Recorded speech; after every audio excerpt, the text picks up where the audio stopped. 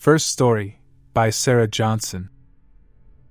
It was a stormy Tuesday night when I found myself frantically waving down a passing Uber.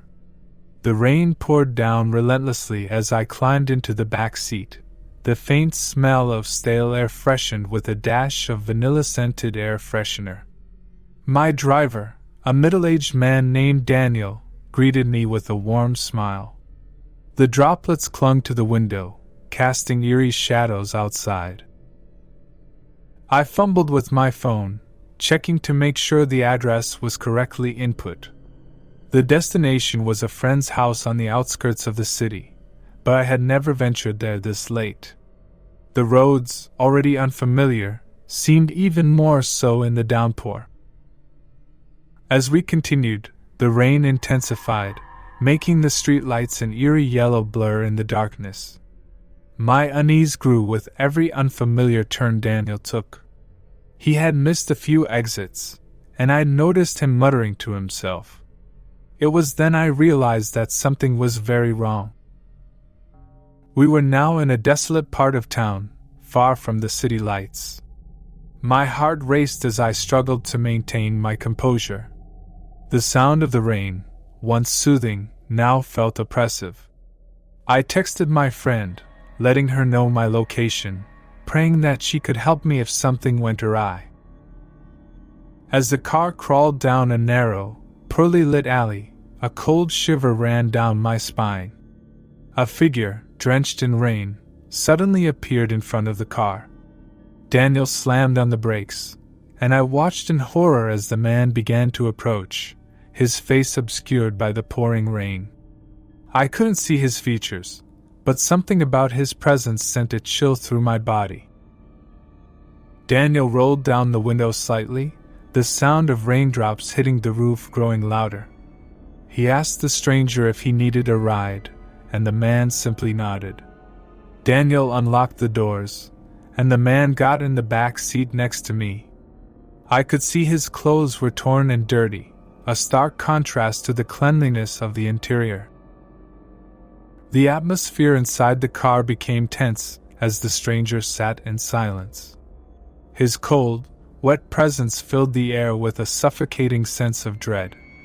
My phone buzzed, and I glanced down to see my friend's message, telling me to call the police.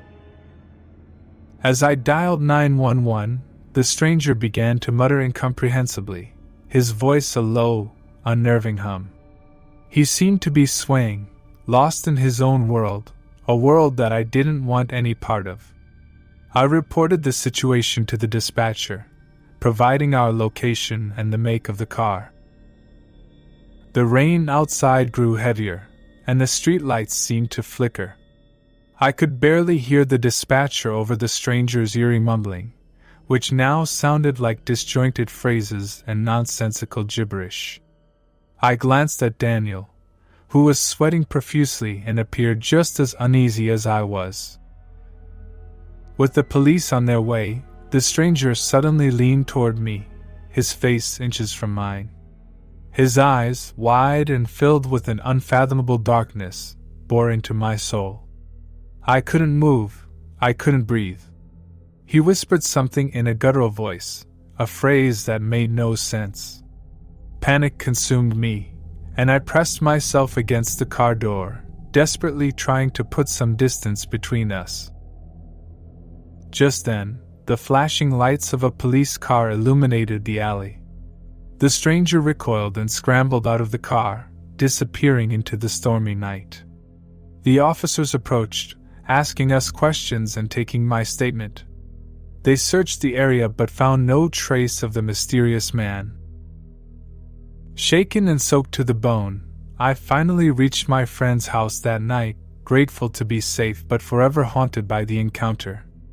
My Uber ride through that eerie part of town had turned into a nightmarish ordeal, a chilling reminder that the darkness that lurks in the world can sometimes be all too real. Second story, by Reynolds. It was a frigid winter night in Chicago when I found myself hailing a taxi after a long day at the office. The yellow cab pulled up to the curb, and I climbed into the back seat. The driver, a middle-aged man with a salt and pepper beard named Victor, acknowledged me with a nod and a gruff, "Where to?" I gave him the address of my apartment, which was only a few miles away. As we pulled away from the curb, I noticed the snow beginning to fall, covering the city in a soft, eerie glow. The silence in the taxi was broken only by the low hum of the engine and the occasional scrape of the windshield wipers against the glass. We were making good time until we approached a desolate, poorly lit part of the city. Victor's knuckles tightened around the steering wheel, and he cast a worried glance in his rearview mirror. I followed his gaze, and my heart sank as I saw a car trailing us, its headlights glaring menacingly. Victor's voice quivered as he muttered, "I think we have a tail." I could hear the tension in his words, and my anxiety began to mount. It was late, and the streets were deserted, making me feel vulnerable and isolated. As Victor made a series of turns, the pursuing car stuck to us like a shadow. I glanced at the driver, a grim determination etched into his face. He sped up, weaving through the empty streets in an attempt to lose our pursuers, but they remained hot on our tail. The snowy streets made it difficult to maintain control, and the erratic driving only heightened my fear. I asked Victor who was following us, but he didn't answer. His grip on the wheel tightened further, his knuckles turning white. With a sudden lurch, the pursuing car rammed into us from behind. The force of the impact sent me lurching forward, and I felt a sharp pain shoot through my chest. The world outside the window spun, and I could hear the crunch of metal against metal. As the cab skidded to a stop, I watched in horror as a group of masked men emerged from the car that had rammed us. They were armed and approached us with a menacing, purposeful stride.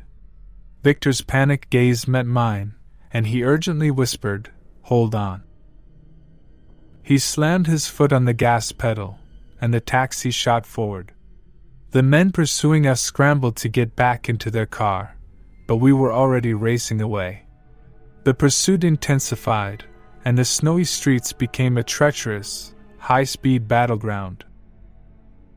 My heart pounded in my chest as the taxi's engine roared, and I could hear the masked men shouting obscenities and threats. The city lights streaked by, creating a disorienting blur of color. Victor swerved and dodged through the icy streets, narrowly avoiding collisions. The pursuit seemed to go on forever, and I began to fear the worst. I could see the desperation in Victor's eyes as he fought to keep us ahead of our pursuers.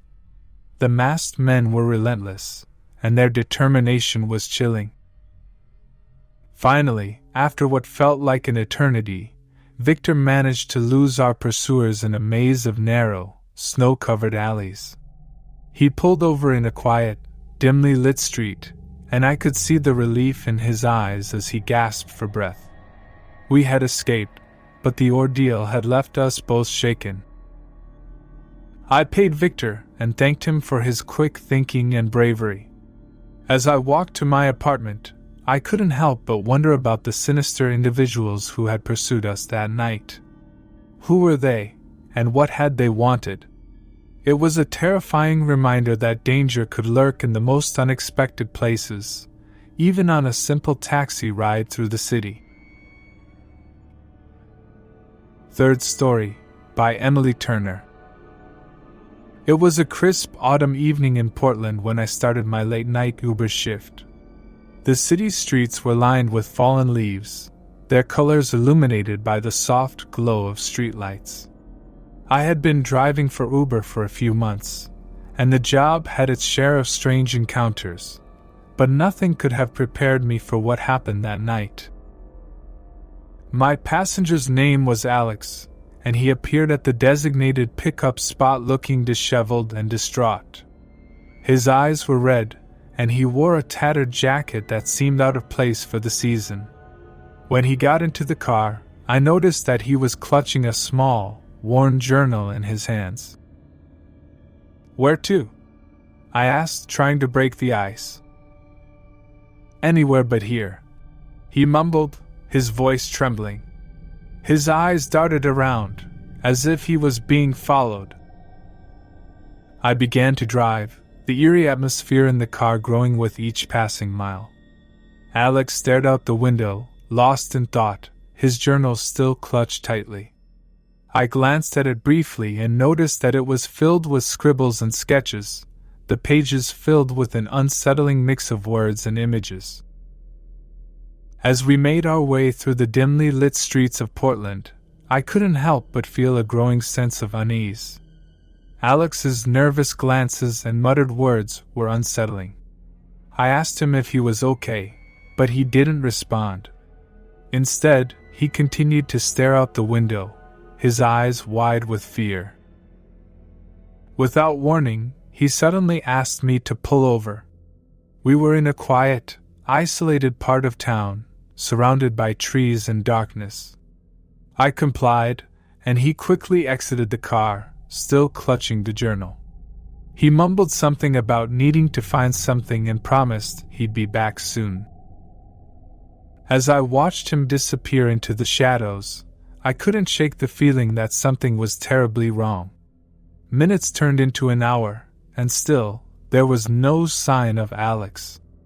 I called out to him, but my calls were met with silence. Growing increasingly anxious, I decided to go after him.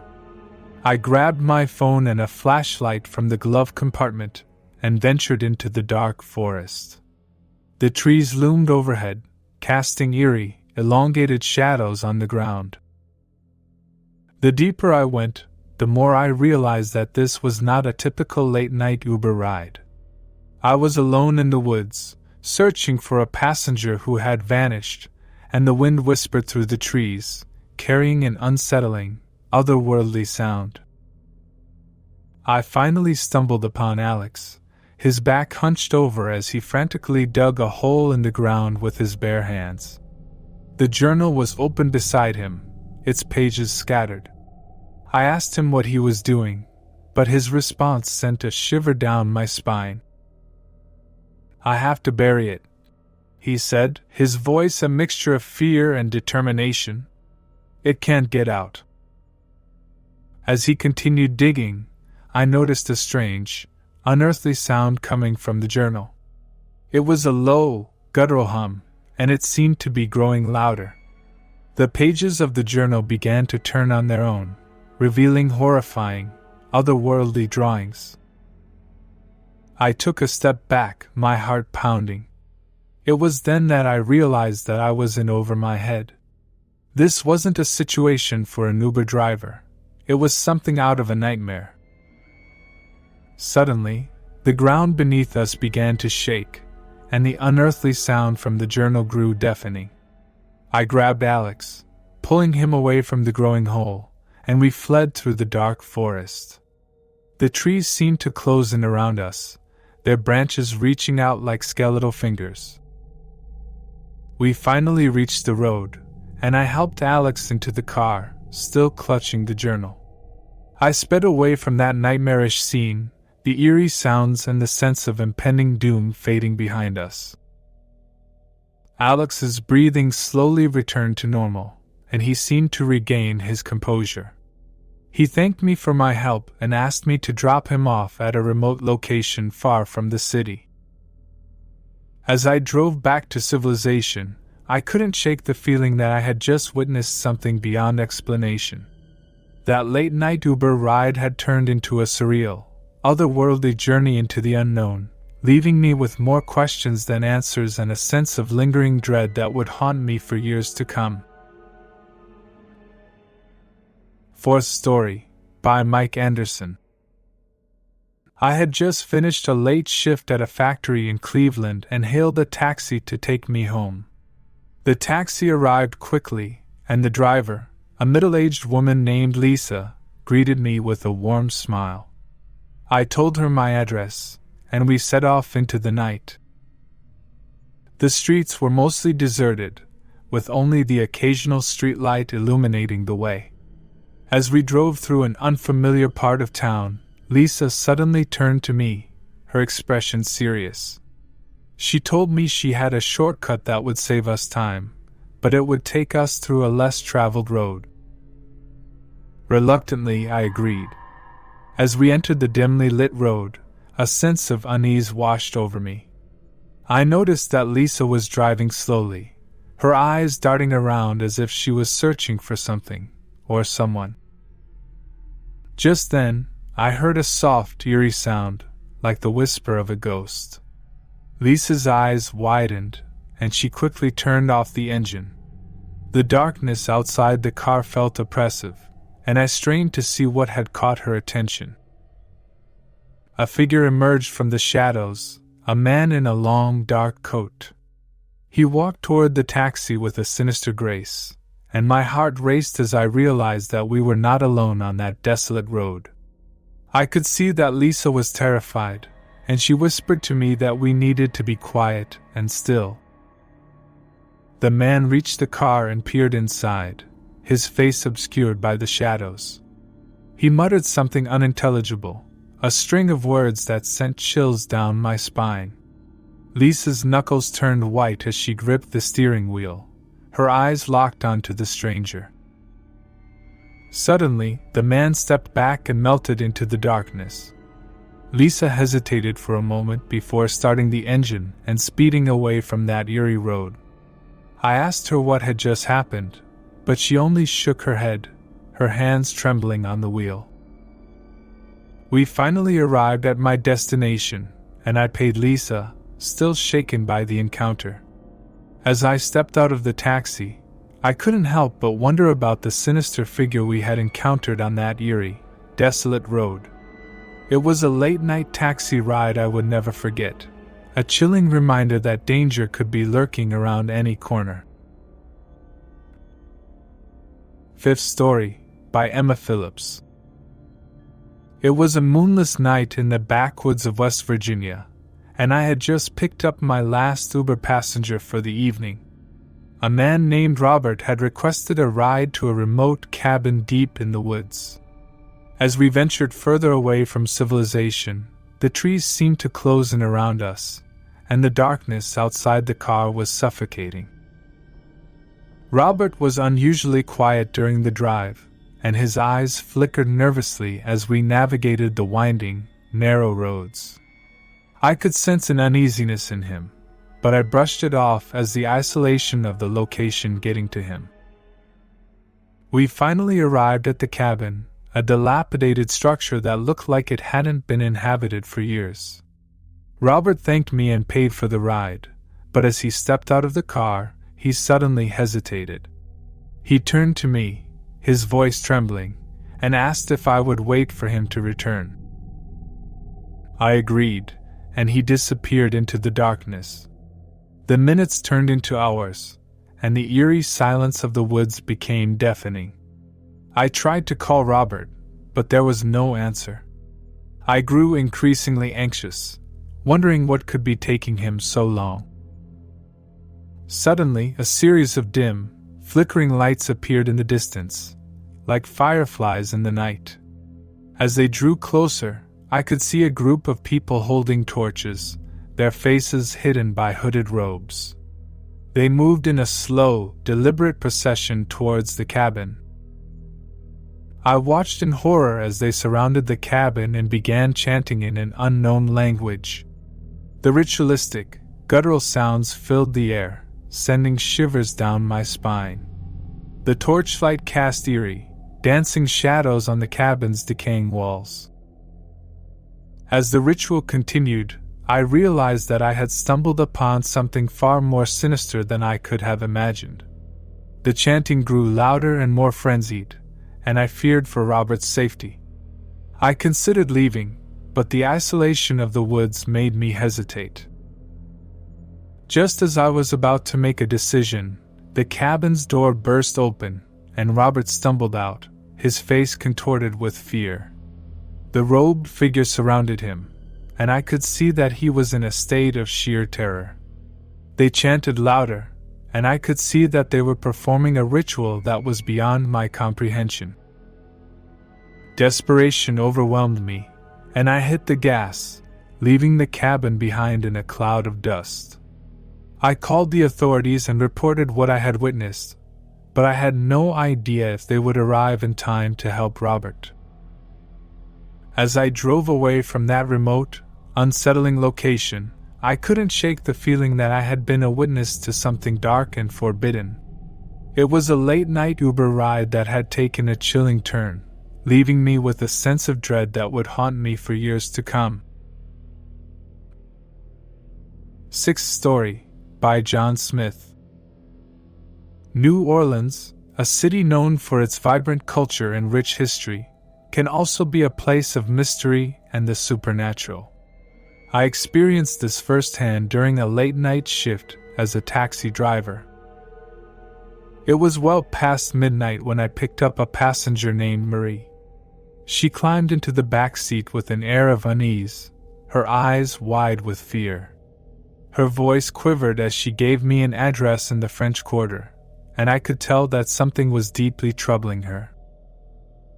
As we drove through the winding streets of the city, Marie began to speak, her words a mix of English and Creole. She told me that she was being pursued by voodoo spirits, ancient entities that had marked her for a dark purpose. Her story was a tapestry of folklore and superstition, and I found myself both fascinated and unnerved. Marie explained that she had unknowingly trespassed into a sacred voodoo site earlier in the night, and now the spirits were after her. She believed that they were responsible for a series of strange occurrences, including shadowy figures that appeared in her home and eerie, unexplained noises. As she spoke, the atmosphere in the car grew heavy, and I couldn't help but glance at the rearview mirror, half expecting to see something supernatural lurking in the back seat. The dark, narrow streets of the French Quarter added to the sense of foreboding. Marie's desperation was palpable, and I couldn't dismiss her fear as mere superstition. It was clear that she genuinely believed in the voodoo spirits that pursued her, and she begged me to help her find a solution. We reached her destination, a small, historic house with wrought iron gates. As she stepped out of the car, she pressed a small, intricately designed talisman into my hand, a protective charm, she said. She implored me to keep it close and to visit a local voodoo priestess who might be able to help me understand the significance of the charm. Marie disappeared into the house, and I drove away from the mysterious encounter, the talisman clutched tightly in my hand. I couldn't deny the unsettling feeling that had settled over me during the ride, and I wondered if I had been drawn into a world of voodoo and the supernatural. In the following days, I did as Marie had suggested and visited the voodoo priestess. She examined the talisman and explained its significance, confirming that Marie's fears were rooted in the city's complex history. The encounter with Marie had left me with a newfound appreciation for the mystique of New Orleans and a sense that the line between the real and the supernatural was often blurred in this enigmatic city. Seventh Story, by Emily Turner. Los Angeles, a city of glitz and glamour, can also be a place of hidden secrets and bizarre encounters. I discovered this on a late-night Uber shift that took me on a journey into the unknown. My passenger, Jack, was an eccentric man who had requested a ride to a remote area of the California desert, far from the city's bright lights and bustling streets. He had a wild, unkempt appearance and an aura of mystery about him. As we left the city behind, the landscape changed dramatically, and the vast desert stretched out before us, the stars above illuminating the otherworldly landscape. The eerie silence inside the car was only broken by the occasional hum of the engine and the soft, eerie sound of the desert wind. Jack was unusually quiet during the ride, his eyes focused on the road ahead. He mentioned that we were heading to a place he had only heard of in rumors and urban legends, a location where reality and the supernatural seemed to converge. The desert seemed to grow darker and more surreal as we ventured deeper into its heart. I couldn't help but wonder what had drawn Jack to this desolate place in the middle of the night. He spoke of a mysterious phenomenon that occurred at a specific location, an event that defied explanation and had left those who witnessed it in awe and fear. As we approached our destination, I noticed that the landscape had become increasingly strange, with rock formations that seemed to defy gravity and unexplained lights flickering in the distance. Jack's excitement was palpable, and he urged me to drive toward the lights. The phenomenon was unlike anything I could have imagined. In the middle of the desert, a swirling vortex of colors and lights danced in the night sky. It pulsed and swirled, creating an almost hypnotic effect. The air around us seemed charged with energy, and I felt as if I had stumbled into another dimension. Jack explained that this phenomenon had been observed by only a select few and was believed to be a portal to another world. It was a place where the laws of physics and reality seemed to break down, and the line between the possible and the impossible blurred. As we watched the surreal spectacle, I couldn't help but feel a mixture of awe and unease. The desert wind whispered secrets, and the strange lights cast eerie, shifting shadows on the ground. It was a late-night Uber ride that had transported me to a place of wonder and mystery, a reminder that the boundaries of our world are often more fluid than we can comprehend. 8th Story by Mark Reynolds. New York City, a place of endless hustle and bustle, can also be a city of hidden terrors. I discovered this during a late-night shift as a taxi driver, when I picked up a passenger who would take me on a ride filled with fear and uncertainty. My passenger, Sarah, climbed into the back seat of the taxi, her eyes darting around nervously. She seemed agitated and fearful, as if she were being pursued by an unseen menace. Her voice quivered as she gave me an address on the outskirts of the city, far from the bright lights of Times Square. As we made our way through the labyrinthine streets of the city, Sarah began to speak, her words a mix of paranoia and desperation. She told me that she believed she was being followed by a mysterious entity, a presence that had haunted her for weeks. It had started with strange, anonymous phone calls, and then progressed to shadowy figures appearing at her doorstep. The eerie silence inside the car was only broken by Sarah's fearful whispers, and I couldn't help but glance at the rearview mirror, half expecting to see someone or something lurking in the back seat. The darkness of the city outside seemed to close in around us, amplifying her fear. Sarah explained that she had sought help from law enforcement and even private investigators, but no one could provide any answers or relief from the relentless pursuit. She was convinced that the entity was not human and that it had malevolent intentions. As we reached her destination, a dimly lit street on the city's outskirts, Sarah hesitated before getting out of the taxi. She thanked me for listening to her and pressed a small, protective charm into my hand, a talisman that she believed would offer me protection. As she disappeared into the darkness, I couldn't shake the feeling that I had just been a witness to a woman's terror, her belief in an otherworldly entity that stalked her. The ride had left me with a sense of unease, a reminder that even in a city as bustling and bright as New York, darkness and fear could lurk in the shadows. 9th Story by Emma Phillips. London, a city steeped in history and tradition, can also be a place of unsettling mysteries. I experienced this firsthand during a late-night Uber shift that took me on a ride through the city's hidden secrets. My passenger, James was an enigmatic man who had requested a ride to a mansion on the outskirts of London. He was dressed in formal attire, as if he were attending a lavish event.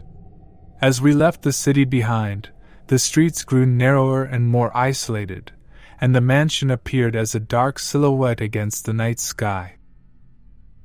James was unusually quiet during the ride, his eyes focused on the mansion in the distance. He spoke of the mansion's history, a place of dark legends and ghostly sightings. It was rumored to be haunted, and its reputation had kept most people away. As we approached the mansion, an eerie sense of foreboding washed over me. The moon cast long shadows on the overgrown garden, and the mansion itself seemed to loom like a sleeping giant, waiting to reveal its secrets. I couldn't help but wonder why James was so intent on visiting this place in the dead of night. He explained that he had been researching the mansion's history for years and believed that there was an undiscovered secret hidden within its walls. He was convinced that the spirits that haunted the mansion held the key to unlocking the truth. Inside the mansion, the air was heavy with the weight of history. Creaking floorboards and the distant sound of the wind created an eerie symphony. James led me through the dimly lit corridors, his flashlight revealing ancient paintings and dusty, forgotten artifacts. As we explored the mansion, I couldn't help but feel as though we were not alone. The sense of being watched and the inexplicable chills that ran down my spine left me on edge. I asked James if he had experienced anything unusual, but he simply smiled and continued his search. We reached the mansion's library, a room filled with old, decaying books. James began to sift through them, searching for clues that would unlock the mansion's mysteries. The atmosphere in the room grew tense, and I couldn't shake the feeling that something otherworldly was lurking in the shadows. Suddenly, a gust of cold wind swept through the room, extinguishing the candles and plunging us into darkness. I could hear James muttering to himself, and the sound of shuffling footsteps filled the room. Panic overwhelmed me, and I fumbled for my phone to turn on the flashlight. When the light pierced the darkness, I was met with an eerie sight. The room was empty, and James had disappeared. I called out for him, but there was no answer. It was as if he had vanished into thin air. Terrified and alone in the haunted mansion, I fled the room and made my way back to the taxi. I couldn't explain what had happened, and I had no choice but to leave the mansion behind. The ride back to London was filled with a sense of dread, and I couldn't help but wonder if I had been a part of a search for a hidden truth that was better left undiscovered. The late-night Uber ride had taken me to a place of mystery and fear, leaving me with a sense of unease that would linger long after the journey had ended. 10th Story, by John Smith. Berlin, a city known for its rich history and vibrant culture, can also be a place of hidden horrors. I discovered this on a late-night Uber shift that would lead me to an abandoned building with a chilling secret. My passenger, Claudia, had a nervous energy about her, and she requested a ride to a location on the outskirts of Berlin. As we left the bustling streets behind and entered a desolate industrial area, I couldn't help but feel a sense of unease. The night was eerily quiet, and the dim glow of the streetlights cast long shadows on the empty roads. Claudia spoke of an abandoned building that she believed held a dark secret. She claimed that strange occurrences had been reported there, from unexplained sounds to sightings of shadowy figures. As we approached the location, I could see that the building was old and decrepit, its windows broken and its walls covered in graffiti. The air inside the building was heavy with the weight of neglect, and I could feel a sense of malevolence in the atmosphere. Claudia led me through the dark corridors, her flashlight revealing long-forgotten relics and eerie graffiti. The sense of being watched and the inexplicable chills that ran down my spine left me on edge. Claudia explained that she had been researching the history of the building and believed that it was connected to a series of unsolved disappearances that dated back decades. She was convinced that the answers to the mysteries lay hidden within the building's decaying walls. As we explored further, the building's eerie secrets began to reveal themselves. In one room, we discovered a collection of old photographs, each one depicting a person who had disappeared under mysterious circumstances. The walls of the room were covered in newspaper clippings and notes, as if someone had been obsessively trying to solve the puzzle. The atmosphere grew increasingly tense, and I couldn't help but feel as though we were not alone. The sound of footsteps echoed through the corridors, and I could hear whispering voices in the distance. Panic overwhelmed me, and I begged Claudia to leave the building, but she was determined to continue her search. We reached the building's basement, a place that seemed to defy explanation. In the dim light, I could see a series of cryptic symbols etched into the walls, and the air was filled with an oppressive, otherworldly presence. Claudia began to chant in a language I didn't understand, and I could feel the room growing colder. Suddenly, the ground beneath us began to shake, and the symbols on the walls seemed to come to life. The room was filled with an otherworldly light, and I could see shadowy figures moving in the darkness. Fear consumed me, and I pulled Claudia away, urging her to leave the building before it was too late. We fled the abandoned building, the eerie sounds and the feeling of being pursued following us. As we returned to the car, I couldn't explain what had happened, but I knew that I had been a part of an experience that defied rational explanation. The ride back to the city was filled with a sense of dread, and I couldn't shake the feeling that the abandoned building held a sinister secret that was better left undiscovered. The late-night Uber ride had taken me to a place of terror and mystery, leaving me with a sense of unease that would haunt me long after the journey had ended. Thank you for sticking with us through the whole video. Also, I recommend you this video you see on screen, one of the scariest on my channel. If you haven't already, don't forget to subscribe and like this video. This helps me bring you more thrilling content every day. If this video sent shivers down your spine, let me know in the comments.